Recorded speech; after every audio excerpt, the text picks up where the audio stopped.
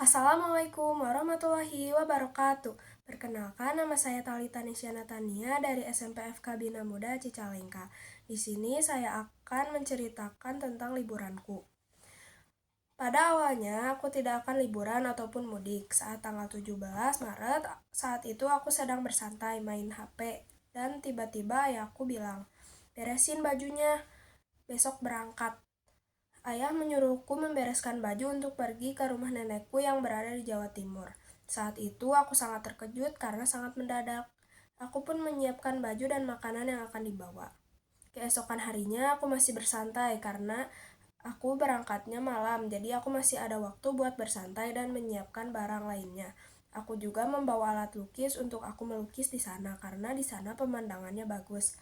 Malam pun tiba, aku berangkat setelah sholat isya. Sebelum berangkat, aku pamit dulu ke tetangga, saudara dan nenekku yang di Cicalengka. Saat di mobil, aku dan abangku menyetel lagu sambil menikmati perjalanan.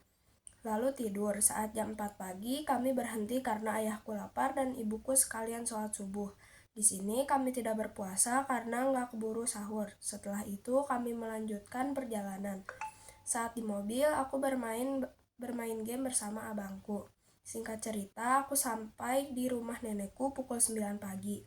Saat aku sampai, nenek dan kakekku berada di sawah, jadi kami langsung masuk ke rumah karena rumahnya tidak dikunci. Setelah sampai, aku langsung tiduran dan nonton TV karena capek. Lalu kakek dan nenekku sampai di rumah.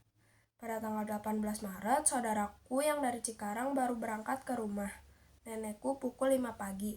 Jadi aku sangat menantikan kedatangannya. Sore hari pun tiba. Karena aku bosan, aku melukis di depan rumah nenekku. Malam pun tiba, aku menonton TV sambil menunggu saudaraku tiba. Saudaraku tiba pada pukul 8 malam. Saat saudaraku sampai, aku mengajaknya bermain game. Keesokan harinya, aku ikut ibuku dan nenekku ke pasar. Di pasar, kami belanja tahu, sayur, dan cemilan. Sesampainya di rumah, aku bermain game lagi bersama saudaraku. Keesokan harinya, yaitu tanggal 20, kami bersama-sama membereskan rumah. Setelah membereskan rumah, aku melihat pamanku membuat bakso. Di keluarga kami, setiap lebaran pasti membuat bakso untuk tamu yang datang. Saat sorenya, aku membuat puding bersama ibuku.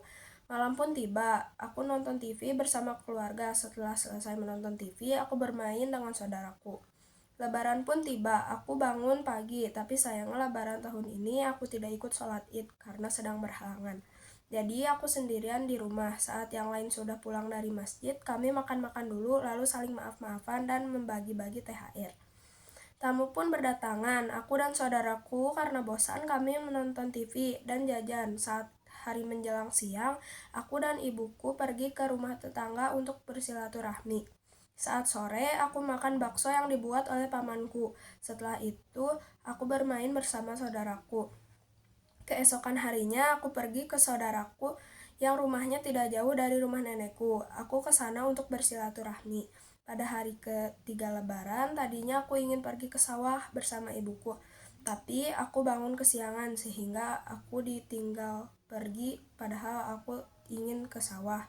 Aku ingin melukis pemandangan di sana.